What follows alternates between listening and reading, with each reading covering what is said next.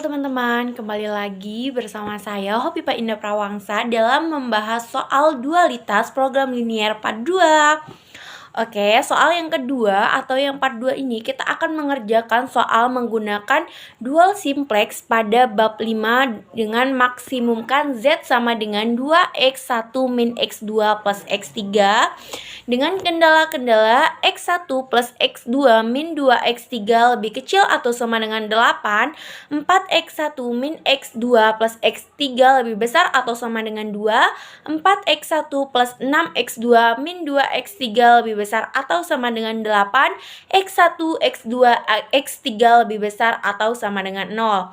Nah, adapun penyelesaian yang akan kita lakukan adalah yang pertama, kita akan mengubah kendala-kendala ke dalam bentuk standar atau memaksimumkan Z sama dengan 2x1 min x2 plus x3 plus 0x4 plus 0x5 plus 0x6 dengan kendala-kendala x1 plus x2 min 2x3 plus x4 sama dengan 8, 4x1 min x2 plus x3 min x5 sama dengan 2, 4x1 plus 6x2 2x3 min x6 sama dengan 8, x1, x2, x3, x4, x5, x6 lebih besar atau sama dengan 0. Kemudian langkah kedua yaitu memilih basis awal atau basis variabel yang dipilih adalah yang tidak layak simplex dengan syarat yang pertama basis awalnya merupakan atau basis awal yang dipilih adalah x5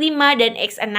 Kemudian kalikan kendala-kendala dalam basis awal dengan min 1 sehingga diperoleh min 4x1 plus x2 min x3 plus x5 sama dengan min 2, min 4x1 min 6x2 plus 2x3 plus x6 sama dengan min 8, x1, x2, x3, x4, x5, x6 lebih besar atau sama dengan 0.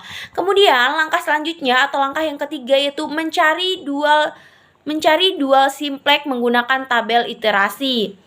Nah, adapun tabel iterasi yang pertama atau tabel iterasi 0 yaitu yang pertama J ini merupakan variabel dari x1, x2, x3, x4, x5 yaitu 2 min 1 1 0 0 0.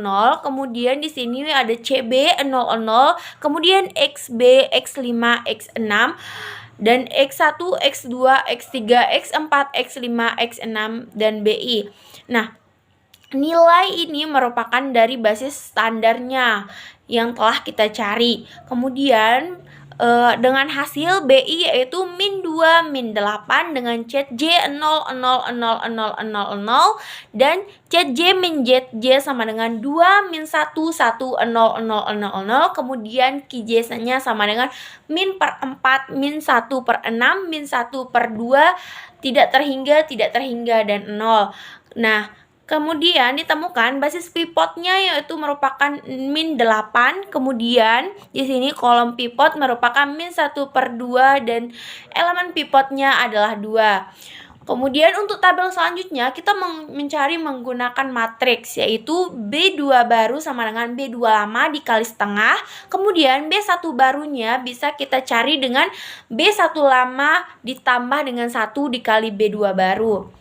Nah, adapun dari tabel iterasi keduanya kita mendapatkan hasil yaitu dengan ZJ sama dengan min 2 min 3 1 0 0 1 per 2 min 4, ZJ min ZJ sama dengan 4 2 0 0 0 1 min 1 per 2. Kemudian QJ-nya sama dengan 4 per 6 1 tidak terhingga 0 1. Adapun kita temukan basis pivotnya yaitu min 6. Kemudian kolom pivotnya adalah 4 per 6. Dan yang terakhir untuk elemen pivot pada tabel keduanya ini adalah min 6.